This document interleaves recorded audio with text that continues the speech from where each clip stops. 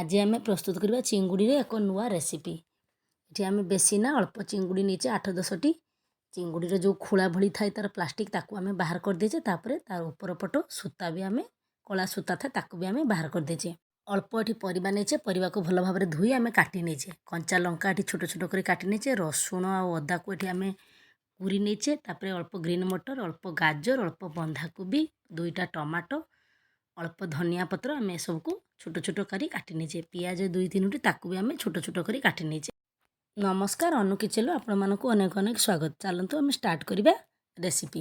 ये आम कढ़ई बसी देते। कढ़ई गरम हवा पर ये आम 4-5 चामच पाखापाखि सोरिष तेल दे देचे। तेल गरम हवा पर आम जो रसुण को कुरी नहीं ताकू आम एबे देदेबा। रसुण को एपट सेपट करनवा। तापर आम जो अदा रखी कोरी देते अदा को ताकू भी एबे देदेबा। ताकू भी आम एपट सेपट एमती करनवा। आम अदा और रसुण को बेसी समय भाजबानी। तापर छोट छोट जो काटी रखी पियाज ताकू एबे देदेबा।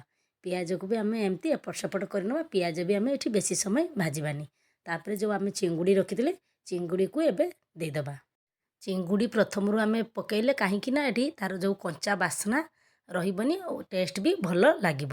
देखा भूली जाइली। आम ये 1 चामच लुण भी देदेबा। लुण दे सारापर आम सब को 5 मिनट जाए भाजी नवा। जमती आम चिंगुड़ी और पियाज भी भल भाव हो आम एमती बारंबार मझिरे मझिरे एपट सेपट करनवा। ना तले सब लगी हो। देखो चिंगुड़ी केमती देखा जाउची। आपण चाहिए चिंगुड़ी को बेसी कम भी करें। आपण मैंने तो केते प्रकार सूप प्रस्तुत करी खाइथिबे। थरे चिंगुड़ी सूप प्रस्तुत करी खातु। जहाँ बास्ना भी जिते सुंदर होता है और खाइबा को भी अति स्वादिया लगी थाए। देखो आम एमती 5 मिनट पाखापाखि आम एपट सेपट कर तार कलर भी केमती चेंज हो जाइए। तापर आम जो बंधाकोबी काटी रखी और गाजर ताकू एबे आम ए सब को देदेबा। बंधाकोबी गाजर दे सारा पर बंधाकोबी गाजर को भी आम भल भाव में गोलई नवा और 5 मिनट जाए ये भाजी नवा। जमती बंधाकोबी और गाजर आमर अल्प सीझी हो संगे संगे ये बाकी थिबा चिंगुड़ी भी आमर भल भाव में प्रस्तुत हो। देखो आम एमती बारंबार एपट सेपट करनवा। चिंगुड़ी सूप प्रस्तुत करंतु। घर जमती बास्ना भी होता है भल, खाइबा को भी स्वादिया होता है। मते तो बहुत भल लगी। आपण मैंने प्रस्तुत करी खातु। तापर जानीपारे चिंगुड़ी सूप केते सुंदर लगी थाए। देखो आम ये 5 मिनट जाए भल भाव में बंधाकोबी आउ गाजर ये सब को आम भल भाव में भाजी नेचे।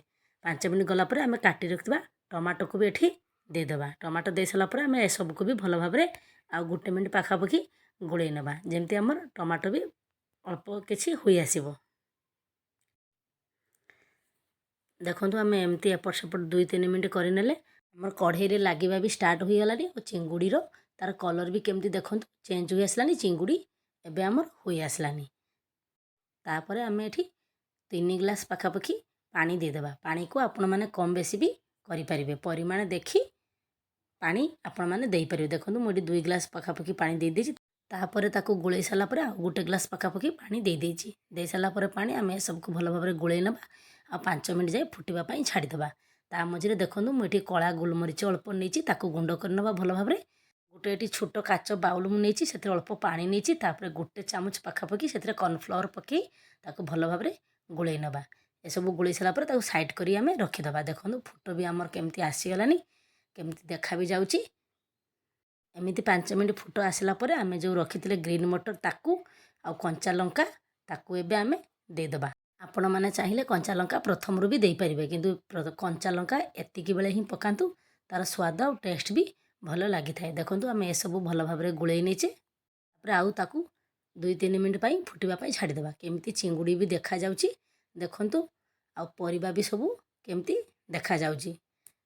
सूप्रे तो हलदी पड़ेनी से आमर चिंगुड़ी ये धला देखा जाउची। किंतु आमर देखंतु चिंगुड़ी भल भाव में हो जाइए। केमती भी देखा जाउची। देखंतु ये पानी भी कमी हुई आसलानी।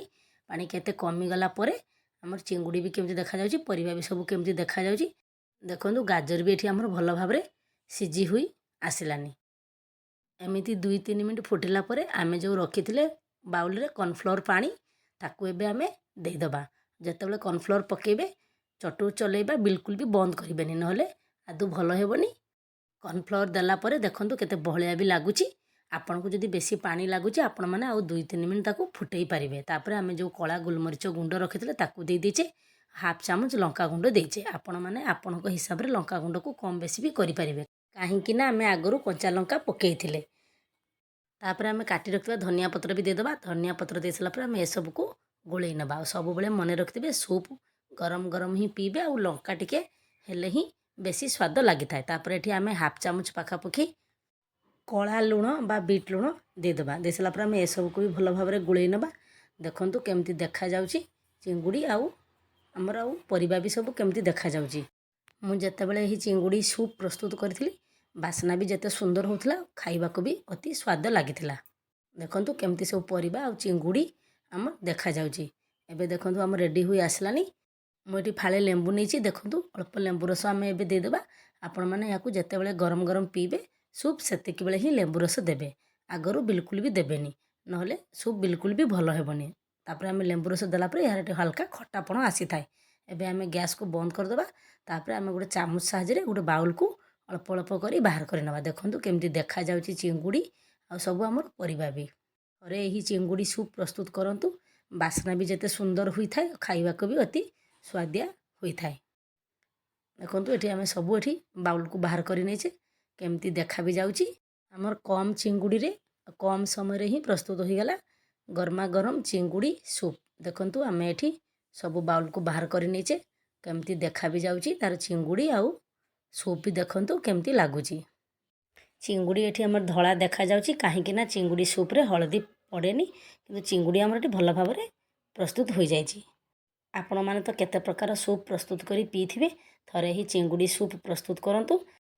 थरे पीला परे चिंगुड़ी सूप बारंबार ही एमती आपण माने प्रस्तुत करी पीबे। घरे बने खातु केमिति लागला कमेंट बॉक्स रे कमेंट करी जणातु। रहिली नमस्कार बाय।